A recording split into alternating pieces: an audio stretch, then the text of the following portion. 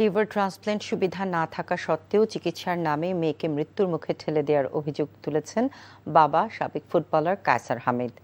রাজধানীর বেসরকারি এভারকেয়ার হাসপাতালের বিরুদ্ধে এমন অভিযোগ তুলে জাতীয় ফুটবল দলের সাবেক এই অধিনায়ক বলেন, মিথ্যা আশ্বাস দিয়ে তার মেয়ে কারিনা কায়সারকে প্রায় 1 সপ্তাহ আইসিইউতে রাখা হয়।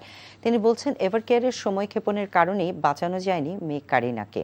রোববার দেশে আনা হবে জুলাই গণ অভ্যুত্থানে সক্রিয় ভূমিকা রাখা কারিনার মরদেহ। জানাজা শেষে মুন্সিগঞ্জের গজারিয়ায় মসজিদ বানানোর জন্য বাবার কেনা জমিতে দাফন করা হবে তাকে। আশ্চর্য হয়ে গেছে, যেখানে এভারকেয়ার প্রথম দিন যখন টেস্ট করার পরে যে এটা হ্যাপাটাইটিস এ হয়েছে, তখনই তাদের উচিত ছিল বলা যে কায়সার সাহেব, এখানে হ্যাপাটাইটিস এর চিকিৎসা বাংলাদেশে হয় না, কারণ এটাতে লিভার ড্যামেজ হয়ে যায়। ইন্ডিয়ান ডাক্তাররা রোগীর সাথে কথা বলি হাফ ভালো করে ফেলায়, এখানে মানে তারা হ্যান্ডেলিং করতে পারে না রোগী। থার্ড ডে থেকে মানে আইসিতে কি জানি ঘুমের ওষুধ দিল, আর উঠতে পারে না, খালি এরকম করে। আর লাস্ট 3 দিন তো একদম টোটাল ঘুমের মধ্যে ওভারডোজ দিয়ে দিছে ঘুমের ওষুধ, যেটা এলো ইন্ডিয়ান ডাক্তাররা বললো।